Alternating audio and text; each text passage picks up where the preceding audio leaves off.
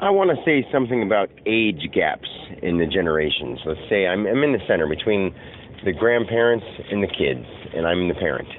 So at this point in life, this has happened for centuries and centuries and centuries.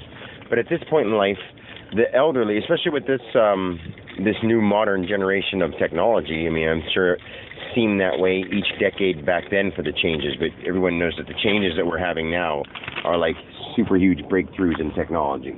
So the way things are changing now, the idea of hard work and labor and all that kind of stuff was instilled in our generations and generations up to this point.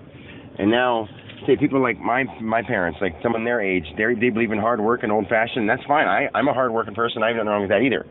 But when it comes to like technology, some of them are so stuck in their ways they would prefer to sit and watch old movies and do old things to remind themselves of something they're holding on to. And what their problem is they're not embracing what's happening now.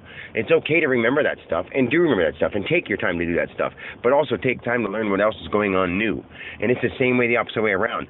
The new generation is so swept away with technology, that old black and white kind of lifestyle, the working hard and the history and all that, it seems really, really boring. But when you do it without being made do it, it's super interesting, especially when it's your family members who tell you about how life was. So I think we have to have a day where grandparents and grandchildren tell stories to each other, and they have to be open-minded about it, because the grandparents are going to think, I'm older than you, so I know better. And the kids are going to say, I'm younger than you, and I know how to use it, so I know better. And each way, both is right.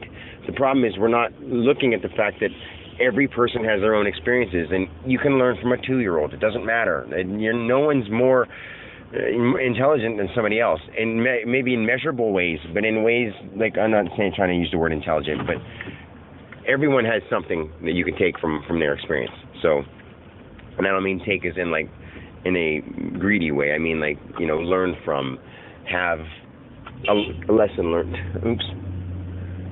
I honked my horn by accident. So, anyway, I'm working, so I thought that would be this is just a good point. I think parents, since I'm in the middle age, we got the elderly who don't want to embrace the new stuff and hold on to the old things, and then they feel inadequate. They do stuff like, this guy saw me lifting a bunch of stuff, and he's like, I used to be able to do that when I was your age, and like seemed like salty. I don't know, mine's supposed to be like, I'm sorry, you're older and I can lift.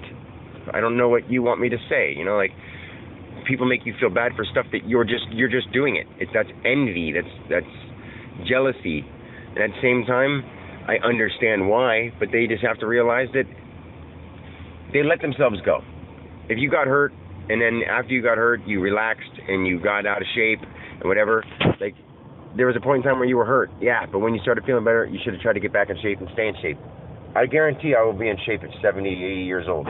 Even if, I get hurt or injured along the way, I'll be in shape at 70, 80 years old. Like, maybe not in shape, like ripped, muscular, but I'll be in shape. So, anyway, I went off a little too long, so I gotta go, gotta deliver to the prison. Bread is needed. Later.